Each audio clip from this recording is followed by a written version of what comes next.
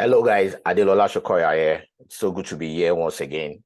It's another week where we look at the markets, where we look at what the market did last week and what we are likely to see this coming week. So, welcome once again. If you are new to my channel, welcome. So, like in our usual manner, we normally look at DXY first, and like I like to say, that the DXY, the dollar, is the currency of the world. So it's very important for, as a trader, for you to be aware and for you to know what is happening around the US dollars, especially if you are somebody like me that trades, the major dollar pairs like the pounds USD, Euro USD. You trade Bitcoin USD, you trade gold USD. So you want to actually be aware, of what is happening around the US dollar. All right. So last week, we saw what the US dollar did. We had if you remember the previous week, which is the last week, the one that just ended last week Sunday, before the market opened on Sunday, that I was, we're expecting that price should, bounce from this I haven't broken this major support that has been struggling it's been testing for so long. And so, I was expecting that I was watching and I was expecting price to test, this support and then come and test this new this support that was formed around 100. I was expecting price to test this resistance, pardon me, because don't forget that each time a support is broken, especially a major support, that support turns to resistance, right? So, I was expecting that price will, bounce back from there and come back to this support that was from the previous week. But then we had a breakout from there. But also we see that price is still testing another support here, another support that turns resistance. So this is another resistance, right? So if you go and check the weekly time frame, let's go there to go and check the weekly chart. There's something that that I saw on the weekly chart that I quickly want to show you guys. So on the weekly chart, you can see that it appears as though price actually bottom here, and then we have a pullback. This pullback is almost 50, it's almost 100% of this bearish engulfing candle, these big candlesticks that we have here. So I mean, this about if you put your Fibonacci, your Fibonacci on this candle, let's say on this candle from here to the support, you see that this is about 75% retracement of this bearish engulfing candle, this one that broke this support. So going forward this week, we see that the momentum that DXY, the dollar index is showing is very, very strong. We might, break this resistance. Like I always say, you can't predict the market. You can only follow what the market is doing. All right. So and trade in such a way that you put the odds in your favor, right? Especially if you're a retail trader like myself, you are still trading $10,000, $1,000, $500. You can't manipulate the market. So I haven't said that, we might see a push out from this resistance. Okay, but in the medium time, if you look at what is happening, you will know that DXY is down, right? DXY is actually down. And then don't forget our concept. If you've been following me on this channel, our usual concept is that we trade from zone to zone. That when a zone is breached, we go to another zone. For example, you can see this move from 113. That's for from this resistance to this zone. Then as price has also broken into this new zone, we expect price to come to this other zone. As you can see that it came here from support. Let me get one of my two. We saw that price came here from support, went back, tested that resistance, and come back to form another support, and then go back to test this resistance, and then it now came all the way down to break this major support. And then now where we are right now is we are testing another resistance. So I haven't said that if you look at this pattern that price has been forming, you see that each time a major support is broken, we have price go back to test another resistance. As you can see, when we broke into this support, we came to test from a support here, and then we went back to test the resistance here. So, and then we come back and then came to test the support, and then went all the way back to form this to test another resistance. If you pay attention, you will notice that this resistance, the high is lower than this high. So we have a lower high, right? So so it's lower. So so going forward, if you look at what DXY is doing, I still feel that we are still in a downtrend for DXY. We might still further, push back reversal from this spot, or peradventure, if price breaks this resistance, probably we'll come and test this another resistance here. There's another resistance here before we take a deep dive to the downside. And I mean that is technical on the technical part. Also, if you look at the US economy, you see that just last week, the Fed, they also increased interest rates. So, they're still trying to bring down inflation, and that also shows that the U.S. economy is also facing a lot of challenges. I mean, the U.S. economy is not out of the woods yet. So, that tells me that actually coincides with our technical analysis that DXY is still down. So, so for DXY, I still feel we can still. Price is still likely to reverse and come and test this support at 90.38. Or I haven't said that. Let's check what gold is doing. So gold, on the other hand, like I always like to say on this channel, that because of the U.S. economy, because of the challenges that the U.S. economy is facing right now, investors all over the world are looking for a safe haven. They are looking for where to put their money, so that they can stay away from inflation. There's a lot of inflation in the U.S. economy. So, and gold is one of the is one of the assets that investors are putting their money. Gold has been around for centuries, so it's an asset that a lot of investors trusted. They trust it, and they can put their money to save their money from inflation. So, having said that, we saw what gold did last week. I mean, the previous week, we had if you remember that, I think we were around there. The last time that was on Sunday when we had this analysis, and then I was expecting that price should keep pushing forward. And then if you look at the whole scenario with gold, you notice that gold has been ranging, I think since last month June, ever since we formed resistance around there. So it's been ranging between this axis. We've been having zigzag movement around the area. All right.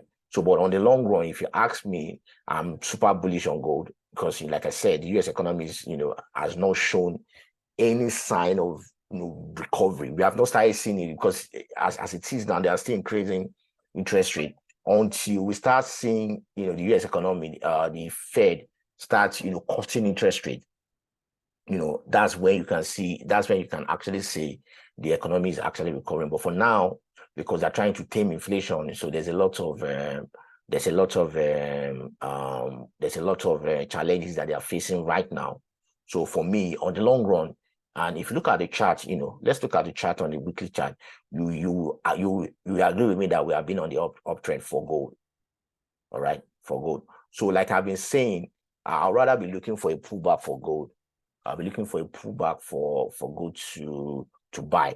Although last week I did a video yesterday that I put out there, how I made $10,000 in 4 hours on gold, and on that trade I actually did a lot of sell. I was doing selling because I saw that gold was about to come down.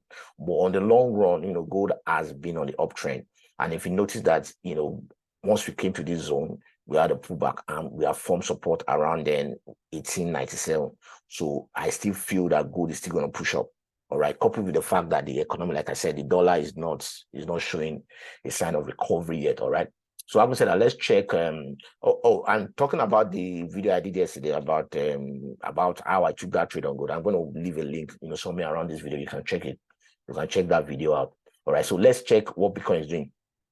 You always on this channel, I've been saying for as long as you can. If you've been around, I've been saying for Bitcoin. I've been doing a lot of DCA, dollar cost averaging. I see bought some Bitcoin yesterday, so I always wait for Bitcoin to pull back and then I'll buy. As long I don't care how long it's going to do, I'll keep buying because Bitcoin, the way crypto is going, especially for Bitcoin, a lot of people are also using Bitcoin as an edge against inflation, just like gold. A lot of investors are using Bitcoin as an edge. So for me, regardless of what technical analysis is saying, I'm kind of super bullish on Bitcoin, coupled with the fact that next year is Bitcoin halving. So I'm kind of getting ready. I'm being this year, I'm being called dollar cost average into Bitcoin. But I haven't said that technically, what Bitcoin is doing right now, we've seen that Bitcoin has formed support around there, around 20,000, around that 28,000 region, around this area. There's a support around there. Remember last week that I said once we break this support, that will be coming to around that 28,000. I actually mentioned it last week. I think that time Bitcoin was sitting on this support, and I was saying that we might likely break this support because of the volume that way, because of the volume and the momentum that price showed, and that's exactly what happened. Bitcoin broke the support, and then the way it's looking right now, technically, we might see Bitcoin come further down, probably to this area to 27,000, before we see a major push up. But like I said, on the long run, I'm super bullish on Bitcoin. So let's look at EURUSD. So EURUSD also. Now, quickly before I move on, if you notice the way, especially if you're new on this channel, if you notice the way I've been analyzing the market, you will not see me, talk about any indicator. My analysis of the market and the way I trade is strictly price action. I use price action strictly, because indicators follow price, right? So why don't you just, if indicator follows price, so I think it's smart as a trader to focus on price, all right? So having said that, if you want to learn how to analyze a market like this, not only analyzing the market like this, are also how to trade. We have a course out there known as a Traders Above Forex Mastery course. It's right now, and the beauty of it is that we are running a promo for 30% off. I'll be leaving the link in the description below. You can get your hands on on a copy.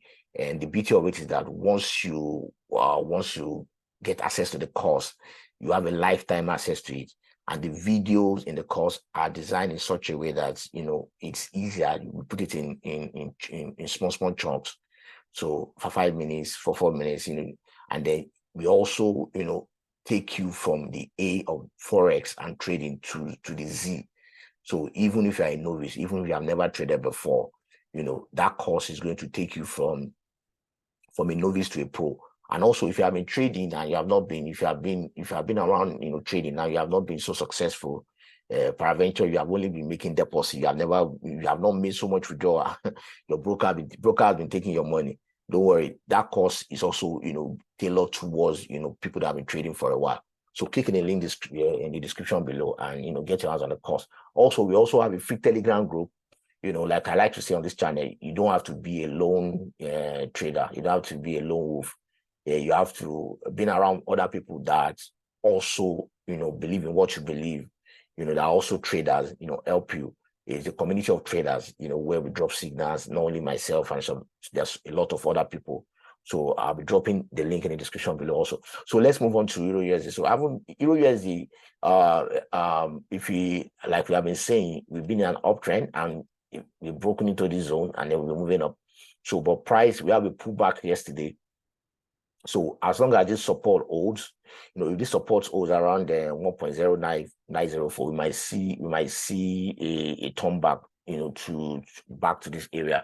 But the volume at which price came down last week, and most importantly, in the Eurozone, the kind of news we've been getting have not been favorable to Euro. If you look at last week, practically almost all the news that came out in the Eurozone were in red. I'm talking about the major news have been in the red. So we might see a further push down for Euro. If you go to the daily time frame, okay, if you go to the weekly time frame, which I am right now, so we see that it closes on this support. Price closes sitting on this support around 1.09. So I still feel we might have a further push down for EURUSD before we continue the uptrend. So I'll be waiting because we're already in this. Since we already broke into 1.10, which is a major support. So I'll be waiting and I'll be looking. So before I start taking sell for EURUSD, actually, or I'll be waiting on the side to see this support broken at 1.09. As you can see, there's a support here. And if I pick up my trend line and I connect this this trend line to I connect this, you will notice that this counter trend line will be breached. All right. So this is looking like we might further come down. You see this bearish candle that breaches counter trend line that coincide with this support. So I still feel we might further push down. But then before I start jumping on the EURUSD to CSL, I'll actually wait for price to break the support around 1.09. If I see price break this support and I see a retest of this support, I'll jump on and sell.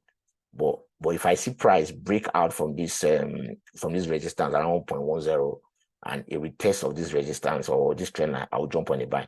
So I'll actually be sitting on my hands. Like I like to say, trading is about patience. There's no rushing. Just wait. And then you don't have to trade every day. You know, a lot of traders feel they have to trade every day. No, you don't. You want to wait for price to come to you, you know, to come to you at a point where you're comfortable, and then you can jump on the trade. All right. Like I like to say, quality trades over quantity trades. You know, you can take one trade in a week and then you make more money than someone that is trading every day. All right. In fact, statistics have shown that the lesser you trade, right, the lesser you jump on a trade, you know, the better money you make. That people that trade every day, that jump on a trade every day, hardly make money. So you want to wait. You want to wait for price to comes to you, and before you jump on the trade. All right. I would say that let's look at. I'll be rounding up very soon. So you can see that the pattern that pound USD is forming is just like what EURUSD is forming. Like I like to say on this channel, that you know they always, not every time, but they always you know behave almost the same way, because you know, of course, the EURUSD, they are trading against dollar. You know, so also before I can jump on pound USD, I'll be waiting for a break of this support at 1.276. All right. So or if I see a breakout from this resistance around 1.29, I'll jump on a buy. But right now, I'll be sitting on my hands and I'll be watching. All right. So having said that, let's look at pound JPY. I mean, we saw the JPY, you know, did crazy thing last week. You know, at first there was a breakout from this trend line. Remember last week Sunday that I had this trend line drawn up. We have a massive crash of this trend line. I jumped on this sell. I jumped on this sell, and I think I came out around there. And then in the morning when I went to bed, so when I woke up, I just I saw this big, you know, reversal that went back up. So pounds JPY, the pounds against the Japanese and every other currency like Euro JPY, Australia JPY, Australian dollar, Aussie JPY, CHF JPY, major currency against JPY, US JPY are still super bullish against the JPY index. And if you remember last time we look at the JPY index, let's quickly check the JPY index before I round up. You will see that JPY index is behaving like it's not, you know, ever since we bottom here, actually thought we'll be pushing back up, and then we also broke into this zone, and the price touched this upper zone and then came all the way back. So the JPY index, the Japanese here is still struggling, and that's why you saw that pullback last week, because of this major pullback that we had. So for the JPY pairs, you know, as you can see, there's a bounce, there's a support here. So we are likely to see a little retracement this when the market open, probably come and test the support. You know, this support, this resistance that was broken by that big candlestick, and then bounce off from there before we continue this uptrend. All right. So I'll be looking forward to see a pullback before I jump on this trade to the upside. But the way it's looking like, it still shows that the GP pounds is still very strong against the JPY. All right. So that will be it for this week. So ensure you subscribe to my channel, and don't forget also to join us on our free Telegram group, and also make sure you like and share and comment on this video. Thank you. I'll see you in the next video. Have a beautiful trading week. Bye.